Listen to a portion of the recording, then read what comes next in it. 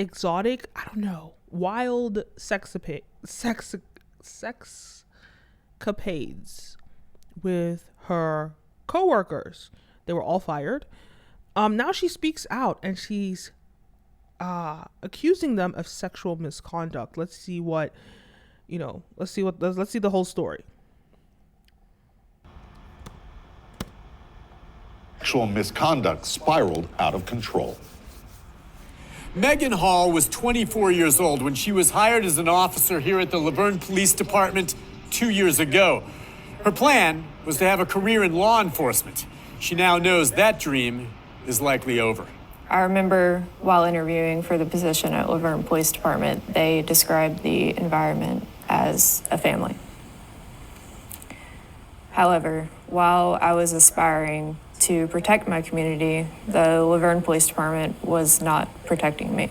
By now, most of the country knows what happened. Hall, 4 other officers, and the police chief were fired last month. This after 2 separate investigations found that Hall engaged in sexual activity and/or shared intimate photos and videos with several male officers. The chief and 2 sergeants were among those implicated.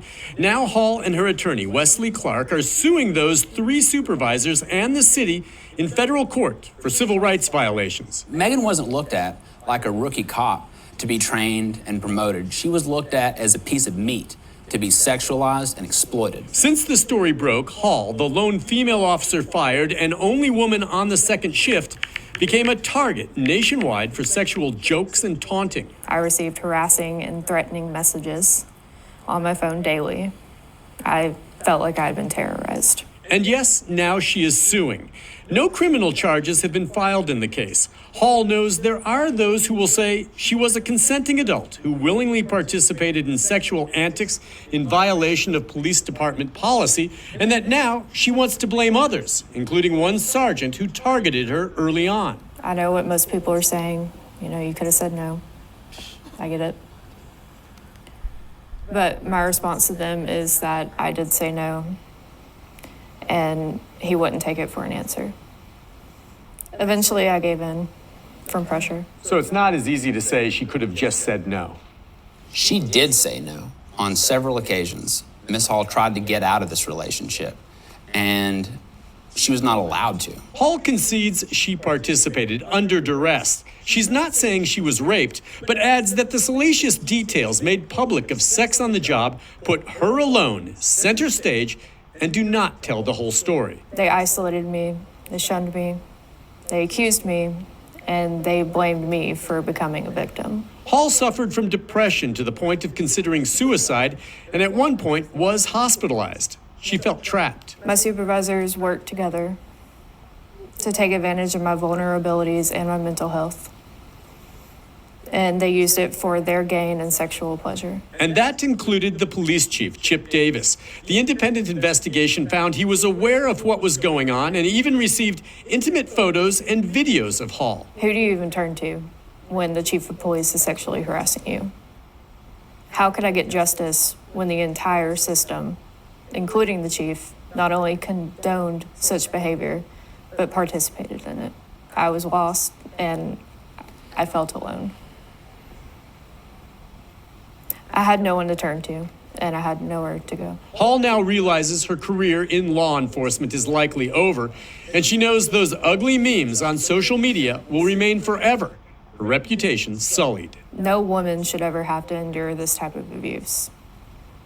What happened to me during my employment at Laverne's Police Department, it should never happen to anyone. Hall now hopes to put what happened to her here at the Laverne PD behind her.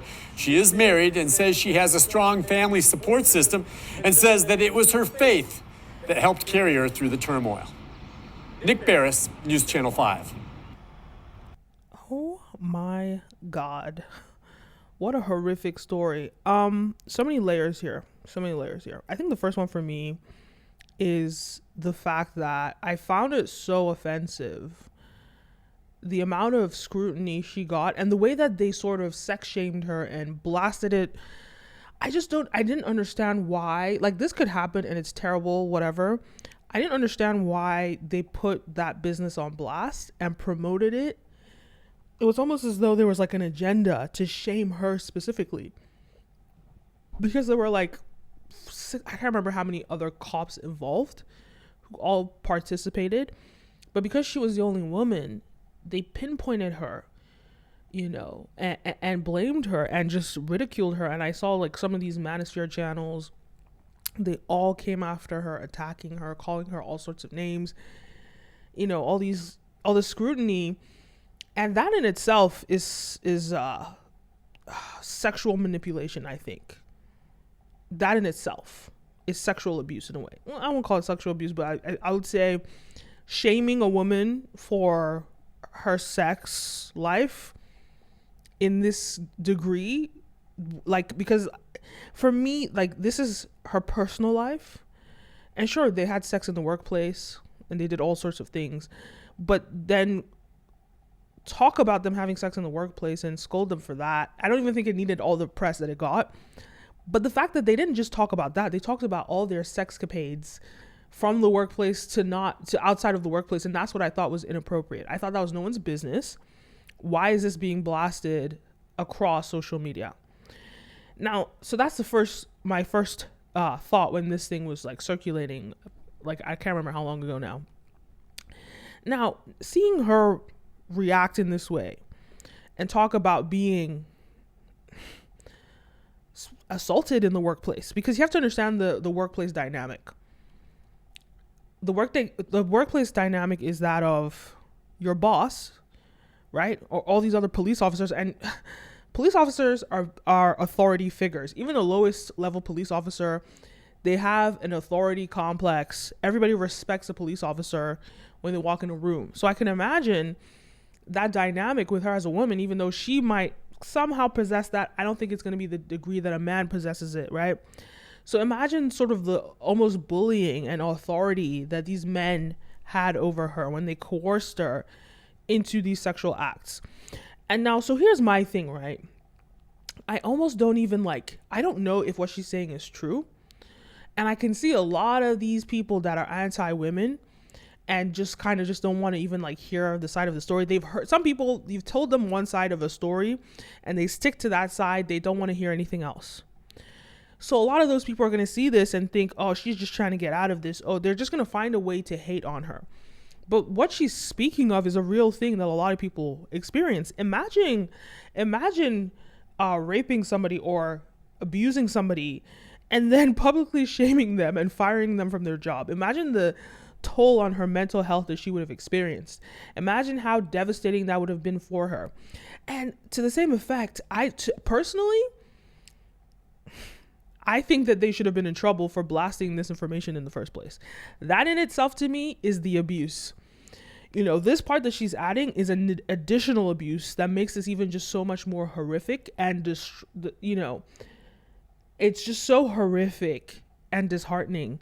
And for me, I'm so outraged that she would have had to experience this, and so I almost feel as though I don't even care about the integrity of what she's saying, because you can never really prove that, right?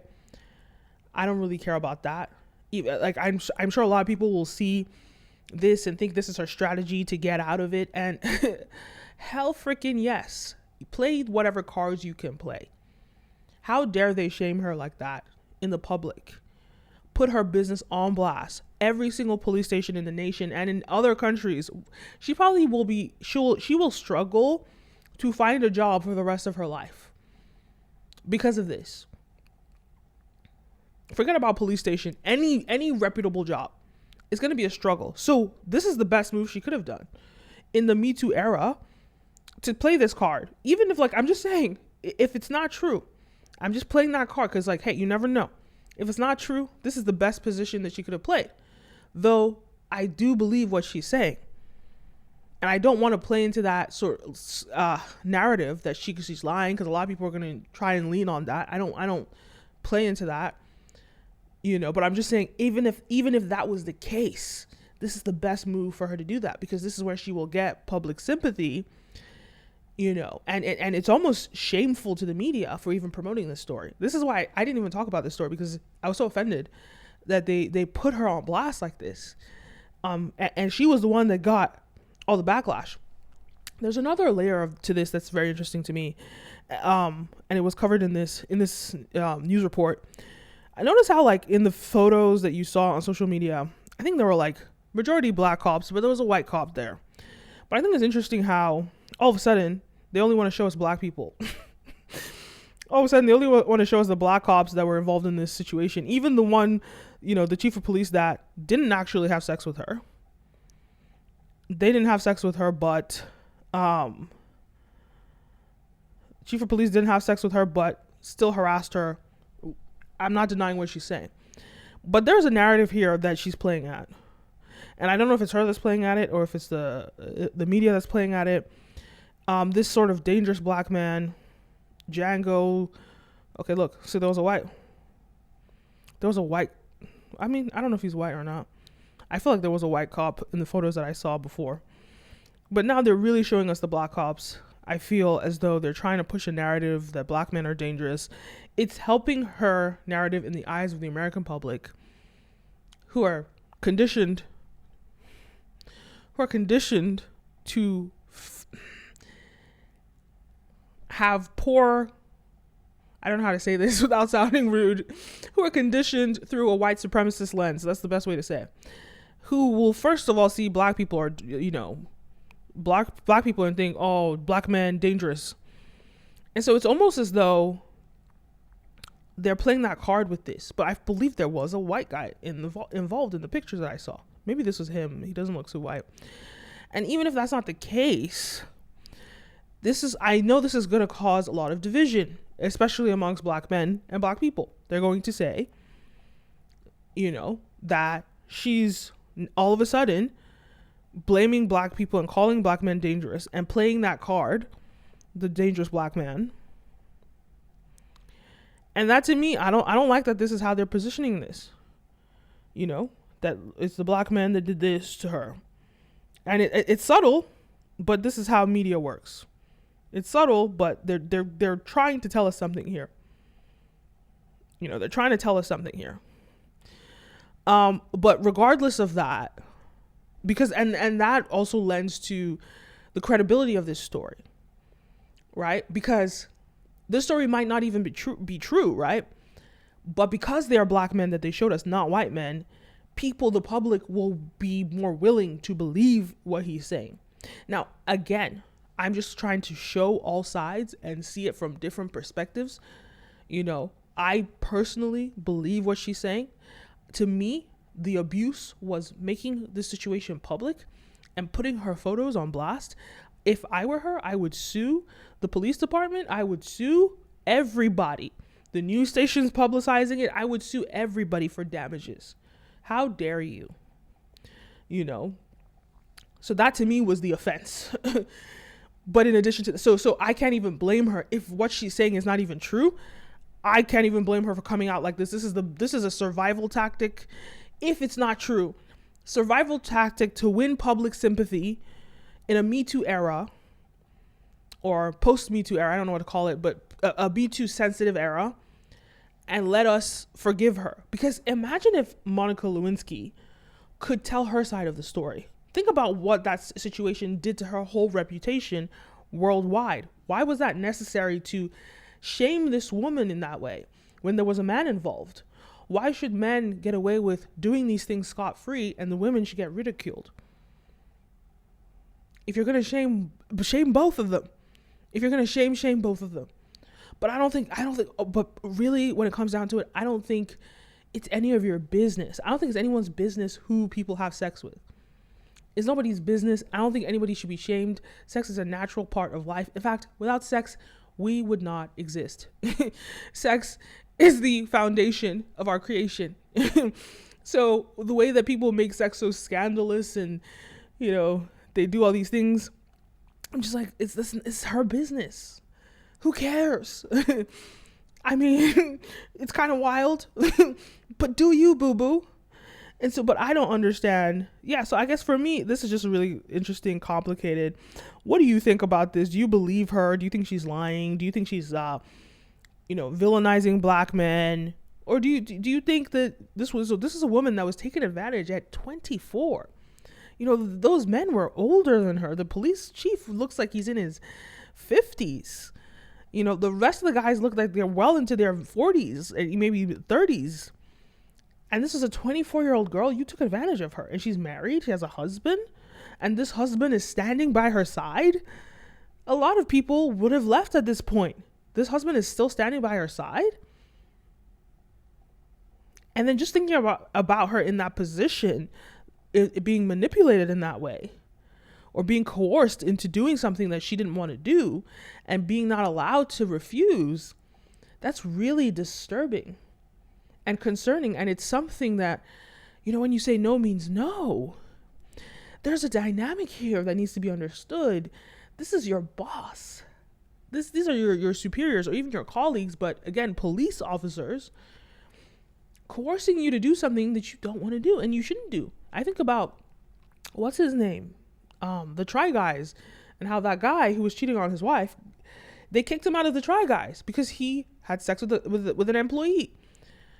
So doesn't this situation lend to that in a way? Don't you wonder, why should they get away with this? Yeah, they got fired, but they didn't get ridiculed. It's not acceptable. So I don't blame her. Like, even if she's lying, which I don't think she is, girl, get that lawsuit on. How dare they? And next time you should know, at the very least, do not shame a woman in this way. You don't know what's going to come out of it. Don't shame a woman in this way. It's not your business. And more importantly, I hope to God that, I just don't want to believe that this happened to her. I hope to God it didn't happen to her. It's very disturbing. Let me know your thoughts anyway. You're watching The Kenim O Show, and I'm your host, Kenim O. Don't forget to check out Ray Messenger, my app, on Instagram, Facebook Messenger, and WhatsApp. Ray the AI. Check it out, and I'll see you in the next one. A peace.